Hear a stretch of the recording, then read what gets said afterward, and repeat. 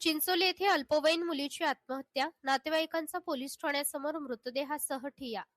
कळमनुरी तालुक्यातील चिंचोली येथे 15 वर्षीय अल्पवयीन मुलीने गळफास घेऊन आत्महत्या केल्याची धक्कादायक घटना घडली आहे. या प्रकरणी जबाबदार संशयितांवर गुन्हा दाखल केल्याशिवाय मृतदेह हलवणार नाही, अशी भूमिका घेत संतप्त नातेवाईकांनी शनिवारी सायंकाळी कळमनुरी पोलीस ठाण्यासमोर मृतदेहासह ठिय्या आंदोलन केले. मिळालेल्या माहितीनुसार संबंधित मुलीने 17 एप्रिल रोजी सायंकाळी सुमारे 5 ते 5:30 वाजताच्या दरम्यान राहत्या घरी गळफास घेऊन आत्महत्या केली. घटनेची माहिती मिळताच पोलिसांनी घटनास्थळी धाव करत पंचनामा करून मृतदेह कळमनुरी येथील उपजिल्हा रुग्णालयात पाठवला. त्यानंतर 18 एप्रिल रोजी हिंगोली येथील जिल्हा सामान्य रुग्णालयात शवविच्छेदन करण्यात आले. शवविच्छेदनानंतर मृतदेह ताब्यात घेताना नातेवाईक आक्रमक झाले. मुलीच्या आत्महत्येस कारणीभूत असलेल्या व्यक्तींवर तात्काळ गुन्हा दाखल करावा या मागणीसाठी त्यांनी मृतदेहासह थेट कळमनुरी पोलीस ठाणे गाठले.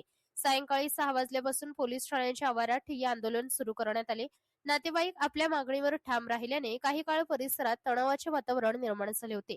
अखेर पोलिसांनी घटनेचे गांभीर्य लक्षात घेऊन संबंधितांवर गुन्हा दाखल करण्याची प्रक्रिया सुरू केली. पोलिसांकडून कारवाईचे आश्वासन मिळाल्यानंतर सुमारे 3 तासांनी नातेवाईकांनी ठिय्या मागे घेत मृतदेह अंत्यसंस्कारासाठी गावाकडे नेला. या प्रकरणाचा पुढील तपास पोलिसांकडून सुरू असून आत्महत्येचे नेमके कारण तपासाअंती स्पष्ट होणार आहे. या घटनेमुळे चिंचोली परिसरात हळहळ व्यक्त केली जात आहे. महाराष्ट्र लोक न्यूज साठी हिंगोली जिल्हा प्रतिनिधी तातेराव सूर्यवंशी पाटील.